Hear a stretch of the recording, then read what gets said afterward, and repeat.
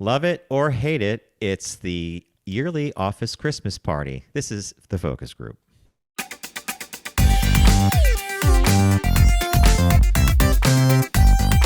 They're all business, except when they're not. It's the Focus Group with Tim Bennett and John Nash.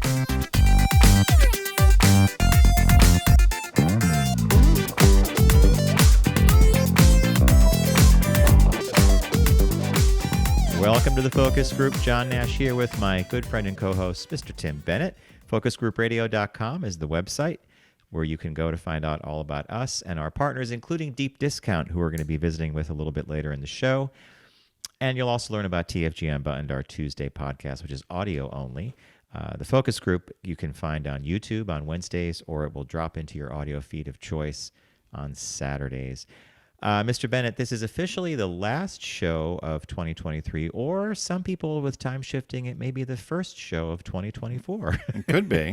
Depends on how you look at it. I have two quick things to kick us off with. One, you are a fan of the old style Christmas bulbs, right? The big old bulbs. I love them, yes. Okay. Bob does too. And a lot of you out there probably love the old Christmas bulbs. They're hard to find. They're incandescent. You can usually pick some up somewhere, and they get really hot. I've often wondered about those on trees and stuff. Bob did a lot of research, and he has found this bulb. It's a website called TrueTone, TRU-TONE, TrueTone.com. It's a bunch of people out west who recreated the large bulbs in LED. You can get them in that opaque, so it's kind of frosted, or clear. They look fantastic. The color is great. And did you guys order some? Bob, this is how Bob ordered this a while ago. And the reason I bring this up now is I know we're after Christmas is behind us and we're looking at the new year. Even if you did go to the site to order them, I think there's a bit of a delay in getting them. So this might be something you want to put on your list to do now for next year. But you're going to love the website. The site is really well designed. It's fun to look at. It's got this 1950s or 60s vibe to it that they carried throughout, because the guys are all like graphic artists and commercial designers. And there's multiple different bulbs you can get. And Bob got a mixed set of the opaque, the frosted, and the clear stuff. Plugged them in. He actually replaced every bulb on a strand that he had from one of the old style. Right. Couldn't be happier. You could actually walk up, touch the bulb. It's barely even. So it looks like the old school from the 50s, 60s. Precisely. They nailed it. They nailed it perfectly. So because that was our biggest complaint, right? Was that the newer bulbs just didn't have the same power or same look or same. They just didn't look right. So this is fantastic. So it's called TrueTone? TrueTone, TRU-TONE.com. You'll like the site. It's just a fun site and you could order. They have different sets of lights, and it's usually the bulbs. You could also order the sockets and the wiring and the strand, and that has an old-fashioned look because I think they use that cloth wire for it as well. Yeah, so that's one thing. Another thing we missed, John, we would have been behind this. Right? Yeah, for considering how Bob is really picky about lighting and LED. Why wasn't he working on this for us? I don't know. I don't know. Anyway, this is an interesting solution you just don't see in a store. Yeah. And I thought it was great, so I brought it up. And the other thing I wanted to mention, Tim, did you see or did you hear that New York State is getting ready to sue Sirius Satellite Radio? No. What happened? Well, I think many listeners are going to appreciate this, but New York is suing SiriusXM from bombarding customers who try to cancel their subscriptions. So if you call the I knew you'd laugh at that one. If you call the the Sirius to try to cancel your subscription, you can probably do it in about 11 or 12 minutes. So the lawsuit says, timing wise. If you try to do it online, you basically are stuck for almost a half an hour, and there's really no easy way to do it. And so they're now claiming it's predatory behavior, and Sirius has almost 2 million subscribers alone in New York State. And, Letitia James, the Attorney General here, just says these practices are ridiculous. It should be really easy to cancel a subscription. It's like the newspaper or something. I'm not getting it anymore. Okay, thanks. If you want to get it again, let us know.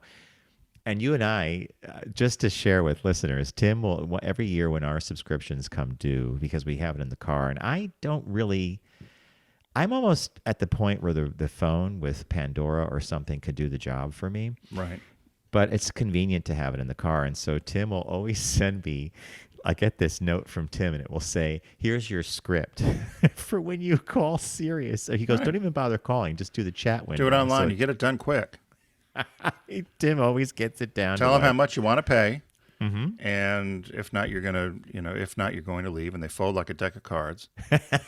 And yeah, just so you can, but it's ridiculous because I've yelled at Richard, it jacks up to $200-$300. It's as bad as cable, in terms of, and I will say, I loved the idea. It used to be in every car. I don't know if it still is. And of course, you and I were on Sirius for 9 years, but I've tried I like the music still, and I like the convenience of it versus, maybe using the battery on my phone. But it is, I would say the programming is not as good as it used to be. I think, a lot still of listen to people who listen Signorelli, to us. Yeah, a lot of, well, I but tuned he's in. gotten sensationalized too. Yes. Yeah. Which is what they're told they have to do. Mm-hmm. Yeah. A lot of people who listen to you and me discovered us on OutQ, and OutQ is a pretty unique destination, wasn't it? I mean, it wasn't the Andy Cohen thing. It wasn't like Hollywood personality. I mean, it was people you could relate to. The different shows had different personalities. And so I really only listened to NPR, the Chill Channel, BPM, The Groove. There's about maybe 10 stations that we have programmed, and there are times when I just cycle through and I just hit the off button on the dash because sometimes I'm not even happy with what they're programming. But I agree with you. At a certain price, it's very convenient and it's easy, and they fold there must be somebody who is. They must have multiple people programming numerous channels as well, because I will hear a song that I haven't heard in a while on First Wave, which is the new wave channel, whatever, and then I click over a minute later and it's playing on the 80s channel, and then I click over and it's playing on classic rock.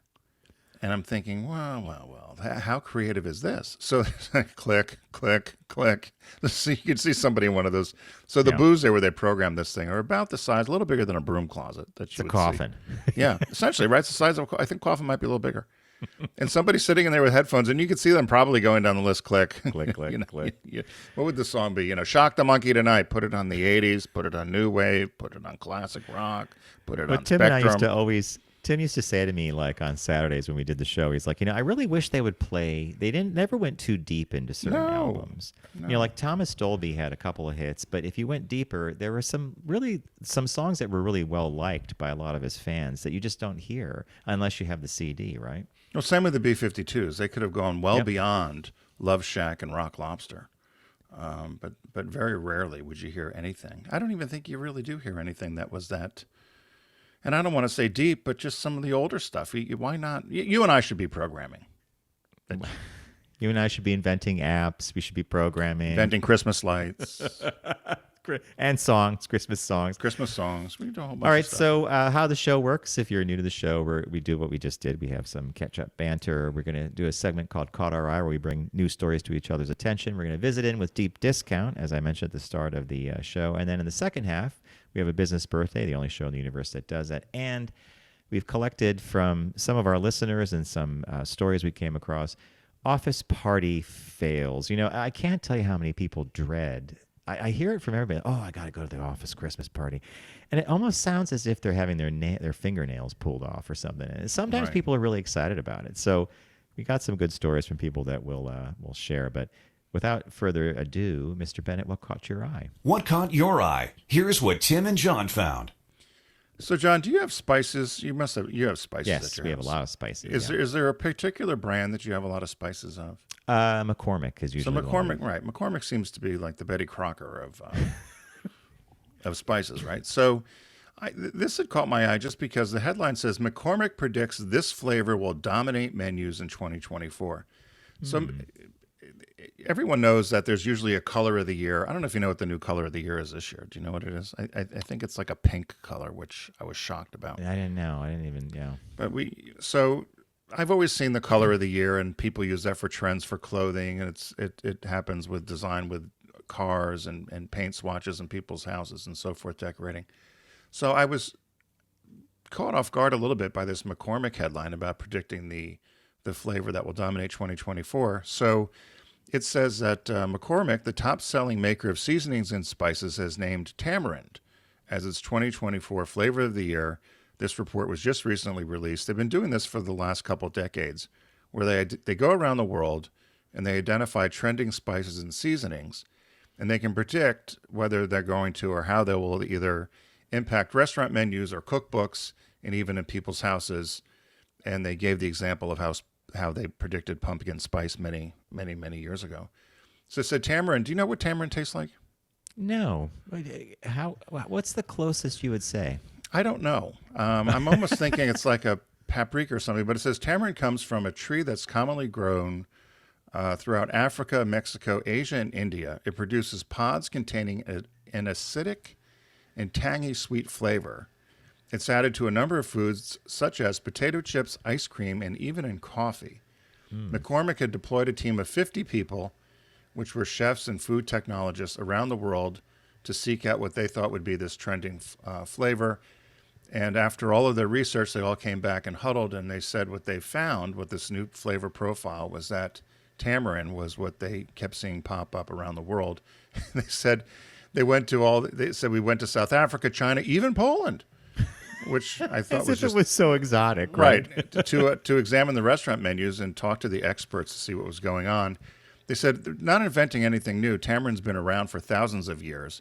It's just gained in popularity now, and particularly on menus in Asia and Mexico, and they expect it's going to now make its way here to the U.S. So they've been working with a number of restaurants to see how they could actually incorporate it into some of the menus. They talked about a couple of burger chains where they're looking at adding tamarind to not only the beef, but also French fries and milkshakes. I don't know about milkshakes. Interesting. So they said that, so look out for this new spice in 2024, see if it pops up. Probably people have used it and I just don't know or didn't know about it. It's like I've seen a lot of sumac a couple of years ago that was on menus. I don't know if you saw that at restaurants. Sumac. The only thing I know about sumac is, wasn't it their poison sumac? It was like poison sumac. That's why I would always say, I don't want that. It's like that, Yeah, but apparently it's a spice that was popular a couple of years ago. It was showing up on menus everywhere. So so their prediction, McCormick is predicting, and they're actually driving. It sounds like some of the hype that tamarind will be the flavor you'll see on menus in 2024. Interesting. All right. So that we'll keep our eye out for this new/old spice. Yeah. My article couldn't be any different, and it involves a building in Halifax, Nova Scotia, that was being moved a few feet to make way for a parking garage, and the secret ingredient for moving the building was 700 bars of Ivory Soap. This I had never heard of before. So a guy named Sheldon Rushton owns a construction company up in Canada, and he was tasked with moving a nearly 200-year-old Canadian building a few feet to make space for this apartment complex, but the building wouldn't budge. So, they do this thing where they go under the foundation, they put steel beams across, they slowly lift the building up off the foundation, and then they slide it to the new foundation, which was only a few feet away. But they realized as they were getting ready for this that they were missing one ingredient, and apparently bar soap, Ivory Soap specifically, was what was missing. So Sheldon Rushton's wife, Leanne, went to 15 stores to buy every bar of soap she could find. Really? Yeah. She just called Procter & Gamble and got a case delivered. They probably would have done it. Are they Ivory? I don't think they're Ivory. I think they're Dove, right? No, I think they're Procter & Gamble's Ivory. It took 4 days and more than close to $1,000, but by last week when this was done, Rushton's crew had 700 bars of soap to unpack. Then they all had to unwrap the soap and put it under, and they strategically placed it under the building. The workers, by the end of the day, had very sore fingers from ripping the soap. When you buy soap, you know how sometimes the wrapper sticks to it because it's a little moist? So they had to do that. They put it under there, and then the building successfully moved the few feet that it had to go to get to where it had to be. This building was built in 1826. It had been a home and a residential hotel for a while. I think it might have been a historic building as well, so there was a key element to wanting to save it by moving it. But at the end of the day, it moved 15 feet. or something I'm like surprised I'm surprised the soap didn't crumble under the weight. that. Aren't One you? I thought about that, and I thought maybe if they had the bars placed in such a fashion that when all the bars got crushed by the building's weight, it just kind of spread it out a Yeah. bit, and it made it move easier. Yeah. Using soap, though, apparently is not a uncommon thing. Huh. I read in here that sometimes they use Dawn to move like hydraulic things and like lots of Dawn Right. soap. I was like, oh my god, that's like a lot of soap, right? You know, Although moving- Ivory Soap's been around since 1879, and it is a Procter and Gamble product. Oh, okay. So like it says, although moving a building with soap might sound novel, the idea isn't new. The Utah Department of Transportation applied about 16 gallons of Dawn, again a P&G brand, dish soap earlier this year to shift a bridge 110 feet. And construction crews in Missouri also used dish soap to slide a bridge in 2016. So I guess it's like the engineer's special secret weapon is Dawn or Ivory to Wow. move things, right? Yeah, I guess I never thought of it, but if it's slippery, right, and Mm-hmm. it's got elasticity or something, but I guess I never thought of using soap like that. I would have probably done Crisco or I don't know, butter maybe. Tim, I don't even you know. are right on the money because it's Crisco is one of those interesting things where it's not like a bottle of olive oil, Right. but it is fat and Slippery. grease, whatever. And Yeah. it's Maybe but, it's too expensive. Ivory But soap you know wouldn't be what? so Think much. about the application of a bar of soap. It's solid. You could Yeah. touch it. It's not like this tub of Crisco or whatever. So yeah, I just read this and I thought I love these little ingenious solutions for things like moving a building with bars of soap. And now we have so folks, you tune in for the last show of 23 / possibly the first show of 24, depending on when you listen. You hear about a new spice and about moving buildings with Ivory Soap. It's perfect. It's the focus group. Yeah. And moving right along, as I mentioned at the start of the podcast, Deep Discount is a partner of ours here on the Focus Group, and we would like you to visit their site by going to ours.focusgroupradio.com and clicking on the Deep Discount logo. Just because Christmas is a little bit in the rearview mirror doesn't mean the sales don't go on. It's a New Year's sale that they have running now. Everything's on sale. Movies, TV shows, books, games, albums like LPs, turntables, the whole bit. If you have a gift card that's burning a hole in your pocket, well, you might want to take a trip to Deep Discount and check it out. So, Mr. Bennett, with your gift cards, what are you getting this year? So even though it's New Year, right, which are as we get to New Year is renewal, but you and I often consider renewal September. Yeah. But it's so I was scrolling through the Deep Discount site, and I saw the Breakfast Club pop up. But what was unique about it to me was this one actually had the Criterion Collection seal of approval. So we all know the Breakfast Club was a number of part of the Brat Pack, a film directed by John Hughes that had Emilio Estevez, Judd Nelson, Molly Ringwald, Anthony Michael Hall, Ali Sheedy. And one among hell of others. a theme song. Right. And Simple and- Minds. Love Right. it. And they it's a bunch of kind of disparate kids that all get thrown into school detention on a Saturday, which I guess my guess is detention doesn't happen anymore. I was thinking about that. I was wondering if kids have detention because no kid does wrong now, right? Everybody wins. Yeah. Everybody wins. So, but the Breakfast Club with Criterion Collection on Blu-ray is available. And again, because it's Criterion, not only do you get the great quality of the film, but it's also offers audio commentary, the making of a documentary, featurettes, deleted scenes, and extended scenes, plus more. So if you're a fan of that genre of movie, The Breakfast Club, it's one of those, for me, if I ever do come across it somewhere, I'll stay on it for a while and watch. We always watch when we tune in. And Tim, when you sent this to me, when you sent the link and I went to grab the photo for our YouTube, Right. I just paused for a minute and thought, if you ever doubted that The Breakfast Club is one of those films that was just a marker on the cultural highway and like an important, a lot of people love it, all you have to do is do what Tim said, like look at who's putting it out. This is the Criterion Collection Right. edition. They only really select the films for their library that are really just the films, right? Right. So I'm actually thinking of getting this because I want to see what it looks like with a cleaned up print and with a great soundtrack, with everything just done Yeah. pristine like you'd see in the theater. And for $27.10, That's someone's gift card right there. I think this is a good pick. Perfect. Yeah. What did you pick this week? I went in a direction that Tim taught me to go in a few weeks back. I went to the Deep 100. So it's like the most ordered things. And to my surprise, maybe it shouldn't be my surprise. I think Deep Discount has a quality fan base. I came across this interesting collection of movies, the Alfred Hitchcock Classics Collection. Now, these are films that you don't always see on TV. It's a 10-disc set, and it includes the movies Rope, The Man Who Knew Too Much, Torn Curtain, Topaz, and Frenzy. Rope is an interesting movie, actually. It's not on that often, and whenever Bob and I watch it, it kind of disturbs us because the way Hitchcock shot that movie, he called it a filmed play experiment, where he had the camera fixed in one location, and it would often look like it was taking place on a stage. And so the tension builds because as the camera doesn't move, but all this stuff goes on, these two college friends murder an ex-classmate and literally hide him in a room where they have a cocktail party. They put him in a chest or something. That's worth seeing. The Man Who Knew Too Much stars James Stewart and Doris Day, and many people remember that, Que sera, sera, whatever will be, when the little boy is trying to be found. Torn Curtain I have not seen. I have not seen Topaz, and Frenzy I saw many years ago. So I thought this was just a fun way to delve into other Hitchcock movies with some of his favorite actors and some of his favorite storytelling. So I chose the Alfred Hitchcock Classics Collection, 10 discs, $53.99. That's a good pick.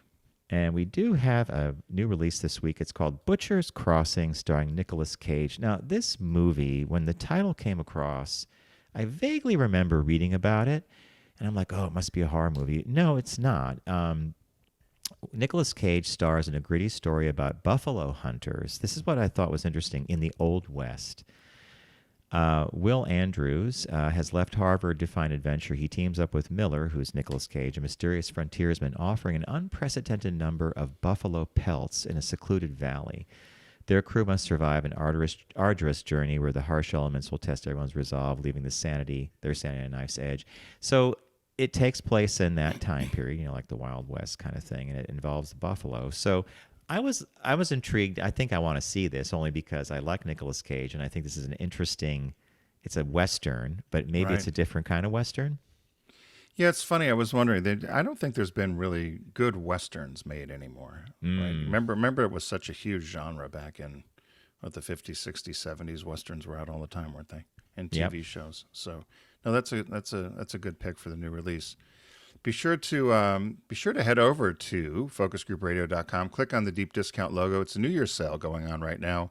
There's also some other ideas there too. If you need a last minute gift or need to add to your own collection, you can own your passion, of course, at Deep Discount. I picked this week The Breakfast Club, the Criterion Collection on Blu-ray.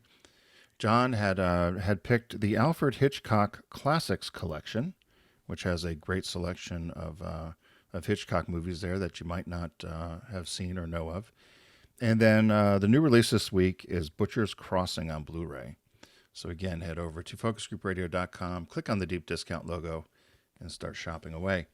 We're going to take a quick break. When we come back, we've got a business birthday, and then we're going to share some, I guess, office Christmas party fails, or don't they all? or some bad behavior. So stay with us. We'll be right back.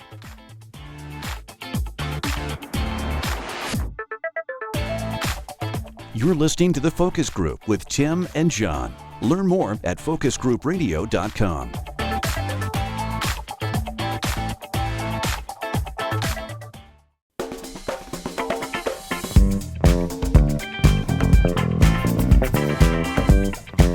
Now back to The Focus Group with Tim and John. Available pretty much everywhere.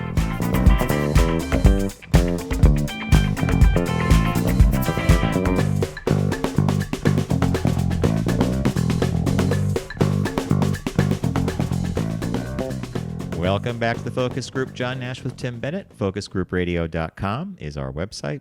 Everything you need to know about us is there, including our podcast, TFG Unbuttoned. A little shorter version of, well, it's actually just a different podcast, but you should be subscribing to it. Sorry, you should be following it. There's all these new rules for the road. Hey, without further ado, it's time for the business birthday. Everyone does celebrity birthday greetings, but the Focus Group is the only show in the universe that celebrates business birthdays. Happy 76th birthday to Kjeld Kirk Kristiansen. Nicely I think done. I'm saying it right. Kjeld. I think you are. Nicely done. Kjeld. I went to How'd You Say It, which gave me the pronunciation of KJ. It's only that first name that could be problematic, right? Yeah, Kirk Kristiansen would be what I would go with, but it's his first name is the way I phonetically did it, Kjeld. It's spelled like Kjeld or Feld, I guess. But anyway, he's 76. He was born December 27th, 1947.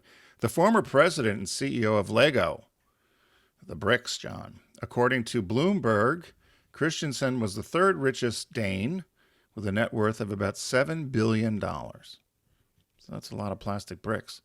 Wow. He was the grandson of Lego founder Ole Kirk Kristiansen.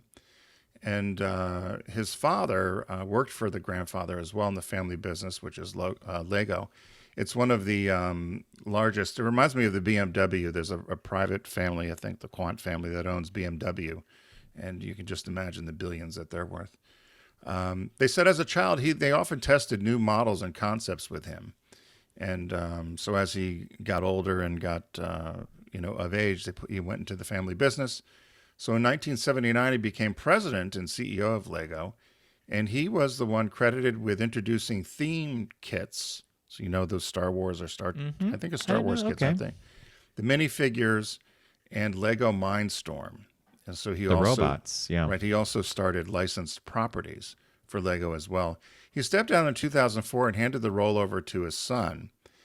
And they had said that there was an awful lot of criticism around Lego, thinking that the time was over. They said that people had lost faith in the brick, and that people felt that maybe Lego was going to be irrelevant because everything was digital and there was this digital logic and so forth. But Lego decided that no, they felt there was still a place for this tactile toy, and that let people create and imagine. So they never lost faith in the brick. And they said, so people who ever doubted the endless possibilities of the brand can certainly know it's still in good hands. It's still privately owned. And they have what they call the Lego idea of learning, caring, quality, imagination, creativity, and fun. So Lego is, of course, here inducted in the National Toy Hall of Fame in 2008. And, of course, I think every kid had some sort of Lego, something along the way, didn't they? I still have, I still have an original box of my Legos from I don't know, maybe it was the late 60s, early 70s, when they didn't have all the specialized bricks. So he was president and CEO for 26 years, looks like. Yeah. That's quite a run.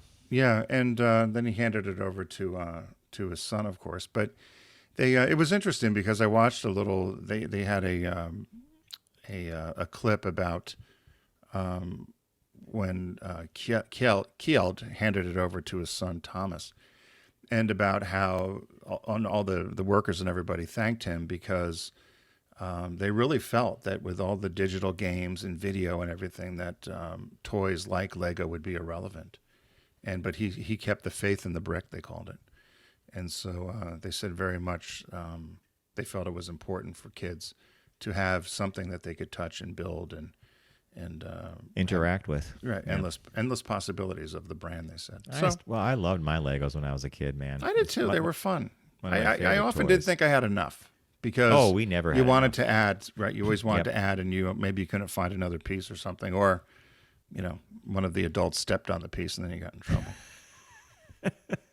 Yeah, like when your father stepped on the school bus, didn't he? Say pothead or something? Panhead almost broke my ass. Pothead.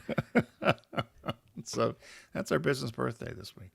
Excellent. I think that's a wonderful birthday. When I saw it come over the wire, Tim struggles mightily with these because sometimes it's a desert where there's there's no birthday in sight on a certain day, and other days there's a lot of good birthdays, but there's the focus group birthday that we need, the business birthday for our sensibilities. So this one fit right in with focus group, right?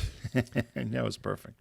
Perfect. So, as promised, we have some Christmas office fails, or just Christmas fails in general. I'm going to put up a graphic. If you're not watching on YouTube, I'll describe it to you. It's a picture of a front of a house, and the house must have like one of those porches out front that's glassed in, and it says, running across the front of the house, it says TITSNOW. What you don't see is that the L and the E, which would spell let it snow, starts on the other side of the house. So all you see from the road is tits now. So that's kind of a Christmas fail. We're going to do if we have a picture that we share, we'll try to describe it as I just did, although I think the visual often has way more impact. So we'll kick it off with a note from one of our listeners, Billy, who's been a faithful listener for a long time. I think a lot of people will relate to this. Or Tim, should I start with the Gina Tay story?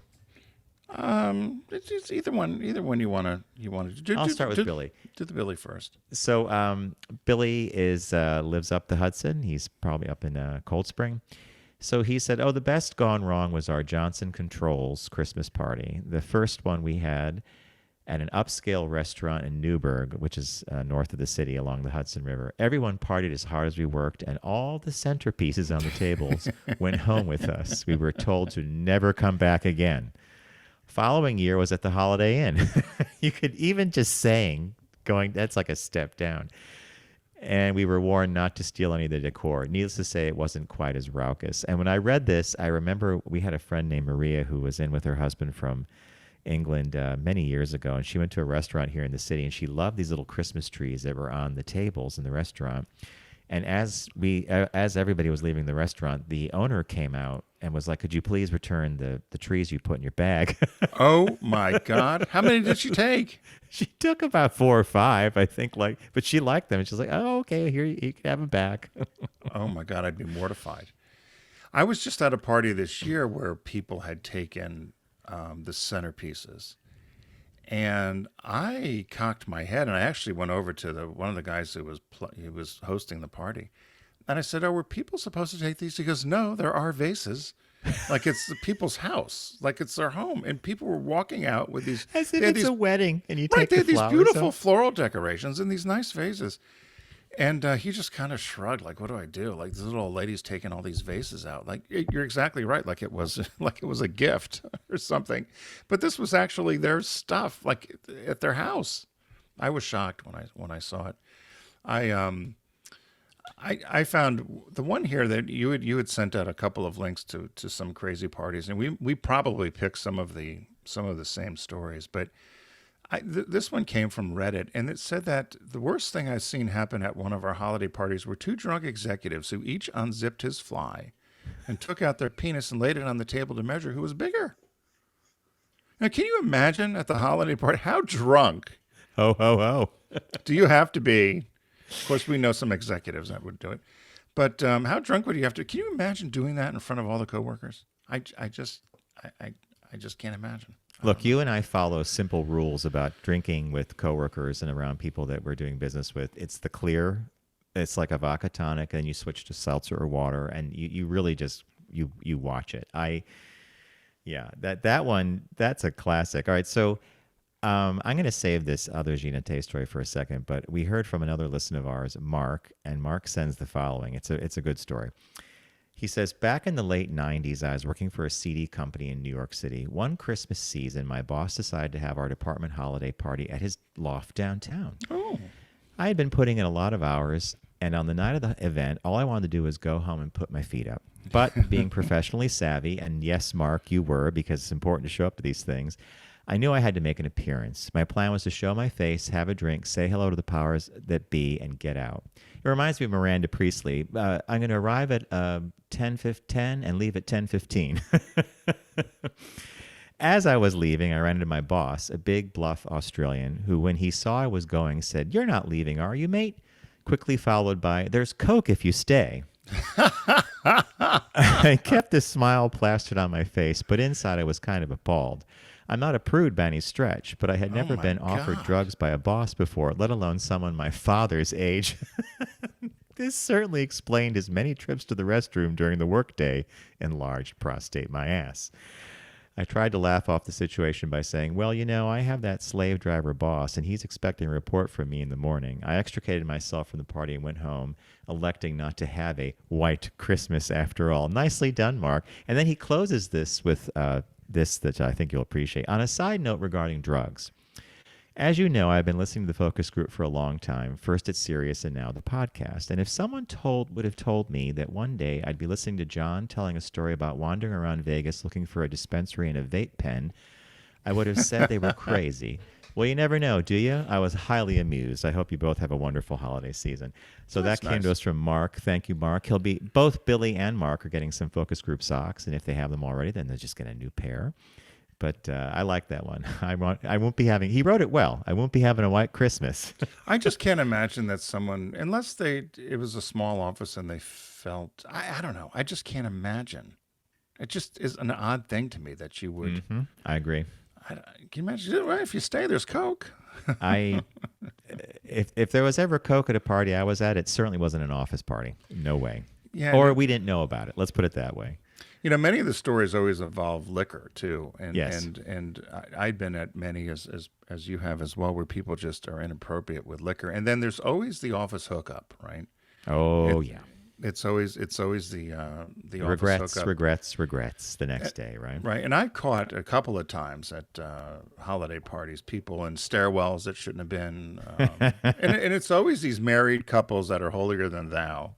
That seem to have been taking a shine to somebody, and they get caught doing something they shouldn't be doing, and then everybody's embarrassed, and then you just don't say too much about it. But other than all the gossip at the, hey, guess it was in the hallway, all that sort of stuff. So the alcohol thing, you're right there. You've got to. There's been a couple of times when I was younger where I probably had too much, but thankfully I didn't do anything foolish. But I certainly saw a lot where. People were just inappropriate, I guess, for lack of a better word. You had found one about someone who the Santa Claus at the party went out and did bong hits. Yeah. Did you pull that one? No, I thought you were going to pull that. So so someone said we'd gone to the holiday party. Santa was doing bong hits right before going out to welcome everyone to the party and hand out gifts. We just all kind of shrugged off about it, but our boss was appalled when the next day all the pictures were going around the office of Santa doing the bong hits outside before coming in. That's like having a clown to your kid's birthday party, and the clown's doing something horrific before coming to the party, and you're like, you're not going to be in front of children, are you? I like the Santa bong hit one. Oh, it's hilarious. Yeah, I'll share the Ginette story now. So I had a business partner at my first agency, and he came from an Irish family. And he had brothers, and they all used to roughhouse. And they went out Christmas Eve, and they all got, they had beer, and they got drunk. And the two of the brothers started having a fight, like a roughhousing thing. But they were doing it in front of the Christmas tree, and how all the gifts are under the tree. So they're fighting, and the two of them fall into the tree. The tree collapses, and one of the branches pokes through a gift, and a spray of Ginette bath powder comes out. Poof, Ginette. And, you could just imagine, the Ginette bath sets. Remember the Ginette bath sets you get? And the yellow, it was all that lemon yellow color, and the powder puff, poof. And it had that particular smell. I still, every time I see Ginette at the CVS, I laugh and think of you because of the branch piercing the poof, the powder just goes right up. Oh, the Ginette bath that's been ruined by your roughhousing. You can get that in a bottle of Stetson. Or Canoe. Remember Canoe? I remember Canoe, yeah. Yeah, that was another good one. There was a holiday party at one of the Subaru regional offices that was very uncomfortable, not knowing your audience. So the person who ran the office was extremely religious and evangelical, and had decided to bring a minister in to bless the meal and bless the party. And a majority of the office, surprisingly, was Jewish. Oh, so they had no care for the minister, right? Well, no. So then the minister gets up and starts, and it wasn't. I was uncomfortable. I mean, it wasn't like a 30-second, homily. Thank you, thanks for our bounty. Da, da, da. It went on for 35 minutes. This lecture. Whoa, that's a buzzkill. Buzzkill. Right. The Jewish employees had gathered and rallied, and then sent a note to HR. and said, this was totally unacceptable. And it really was borderline. I mean, I was raised Christian and I was uncomfortable. So you can imagine what the Jewish employees thought. It's horrible on a couple levels. It's the religion thing, but it's also 35 minutes. No, yeah. And then, so it ended up next year, the offices were given the option of everybody given a gift card for $50 or something to go out and take your family and do something or have the holiday party. Everybody chose the gift card. So there were no more holiday parties at the office. I'm going to throw up a picture here. I had collected a bunch of these Christmas fail pictures, and Tim wisely said, this play is better in video than it might, but I could speak through this one and you'll appreciate the idiocy of it. It's a box of Christmas ornaments, and it looks like 3 little Christmas carolers, because they're carolers. They have little songbooks in front of them, but the bottom of the box says 4 Christmas ornaments. Try as I might, I couldn't find the 4th in there. It was 3, and you got to wonder, how does this even happen, right? Well, it's, look where it's made. That's not even a language problem. That's a counting problem, right? Do you have the one with the lights? I always thought that one was the flickering, the flickering lights. Okay, I'm putting that up. So Tim asked me to put up a thing. There's a picture of a set of lights on a shelf, and the font that they used, and the kerning. Kerning means the distance between each letter. The kerning is so tight that it should say flickering lights. But when you look at it really quick, it says 10 fuckering lights. Because the L and the I are so close, they touch, and voila.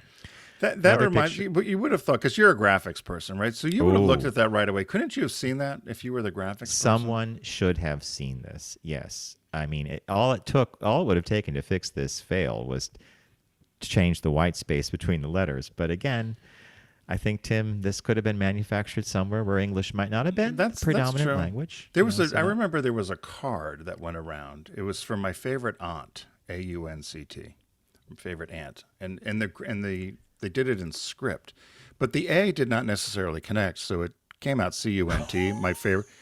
I remember screaming, laughing. People were dying laughing. It was a scripty, yeah. It was one of those scripty, so the A wasn't totally, but it looked like CUNT instead of AUNT. And again, you would think and say, did somebody not look at this or not pick it up? Yeah. Yeah. How did it get produced? We'll wrap it up with this last picture, which. I looked at it and I'm like, okay, who even thought of this? It's horrible. So there's a picture of a bridge. Like you're looking up at a bridge. Either it's a rail bridge or a car bridge, and there's a Santa Claus, like a cardboard or wooden flat Santa, and he's at the railing of the bridge, and underneath it says "Jump for Joy."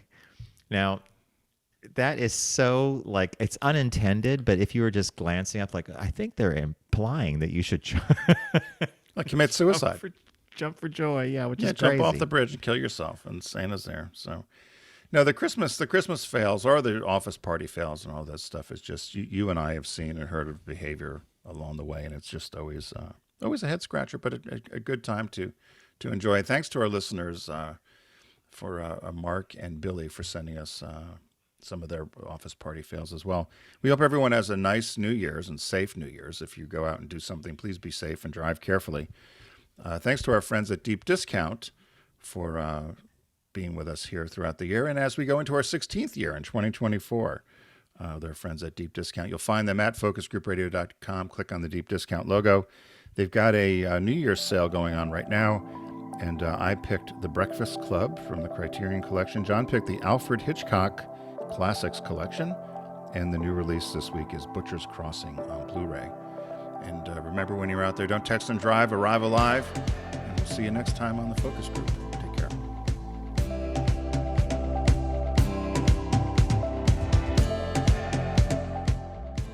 It's the Focus Group with Tim Bennett and John Nash. Accessible on all platforms. Subscribe, like, and rate us on your platform of choice. Learn more at focusgroupradio.com. That was a stunning focus group.